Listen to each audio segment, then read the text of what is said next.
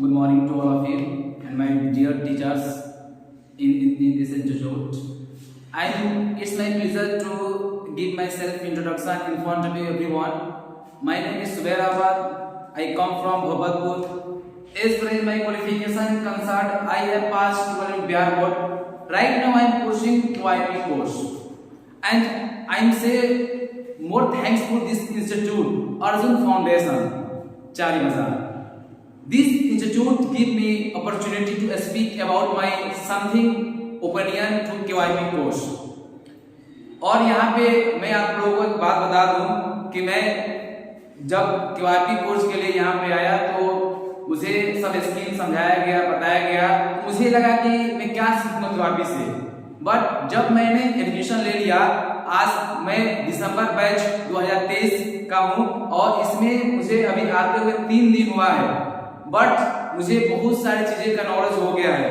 मैं first of all आपको बताने जा रहा हूँ कि QIP के क्या फायदे हैं और QIP क्या है। QIP होता है कुशल युवा प्रोग्राम, कुशल युवा कार्यक्रम। ये बिहार सरकार द्वारा चलाया गया 7 निश्चय योजनाओं में से ये पहला योजना है जो हमें QIP में सिखाया जाता है। और ये जो 10th जो 12 कर चुके हैं उन सभी स्टूडेंट, सभी विद्यार्थियों के लिए है। मैं भी मेरे ज्वाइन हुए 3 दिन हो गया है और मैं QIP के बारे में बहुत सारी चीजें जान गया हूँ कि इसमें क्या चीजें होती है। मैं आप लोगों को बता दूं कि QIP में 3 कोर्सेज होती है। पहला होता है BSc-IT, दूसरा होता है BSc-LS, तीसरा होता है BSc-SS।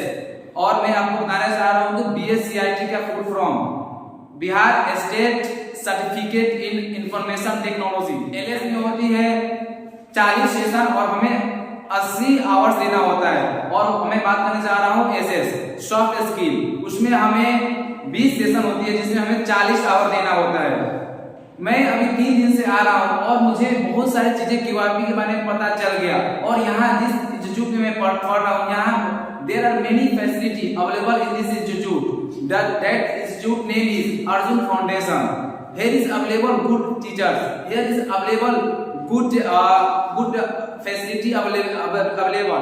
लाइक बताने जा रहा हूँ IT के बारे में। IT में क्या क्या चीजें पढ़ाई होती है। IT में हमें पढ़ाया जाता है कि आपको कंप्यूटर से रिलेटेड कौन सी चीजें को आपको उसमें नॉलेज प्राप्त होती है।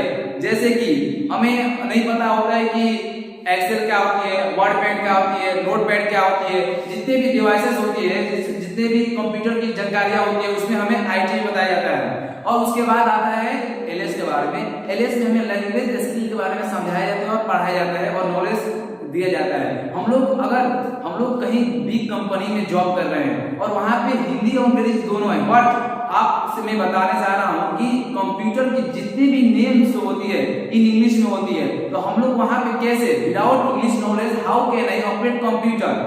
That's why English is most necessary in our life. You know very well that without food can't be tasty. In the same way, without English we can't operate the computer.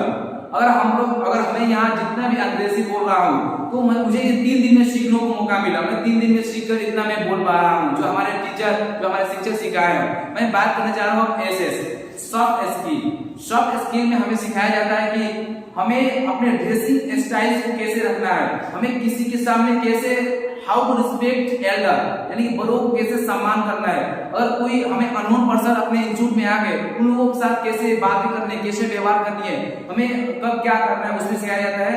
और हम जब business कर लेते हैं उसमें business करने के बाद जो चीजें होती है उसमें बताया जाता है कि जैसे कस्टमर आ गए, अगर कस्टमर के पास 45 रुपया है और मैं उनका काम कर रहा हूँ 50 रुपया का, तो मैं कभी उनको मना नहीं करूंगा, क्योंकि मैं उनका काम करूंगा तो उनसे 4 कस्टमर और आएंगे।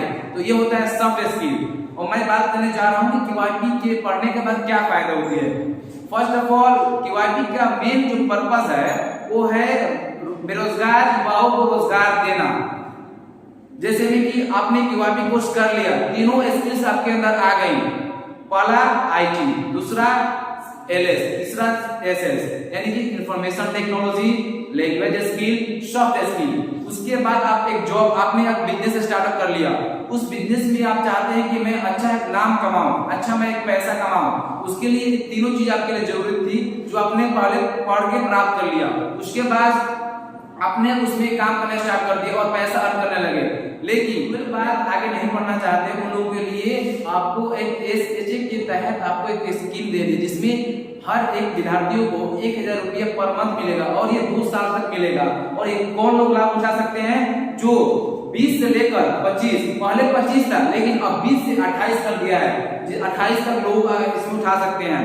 उसके बाद आप अपने इस पैसा को जमा करके 2 साल में ये 24,000 रुपया हो जा रहा है टोटल अमाउंट। उसके बाद आप एक अपना अच्छा बिजनेस स्टार्टअप कर सकते हैं और उस बिजनेस में आप अपना नाम कमा सकते हैं, अपने रुतबा कमा सकते हैं, आप स्मार्ट बन सकते हैं।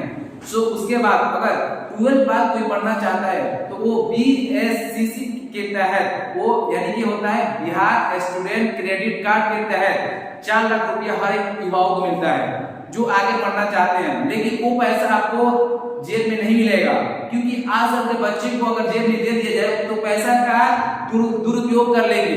इस वजह से उस पैसा जो होता है, जो सरकार आपने जिस कॉलेज में एडमिशन लिया है उस कॉलेज का आप स्लिप लाइए, उसके बाद आपको पैसा डायरेक्ट वो आपकी यूनिवर्सिटी में और कॉलेज में भेज देती है सरकार, और उसके तहत आप अच्छे से पढ़ के आप अच्छा जॉब प्राप्त कर सकते हैं, आप अपने जीवन में अच्छे इंसान बन सकते हैं।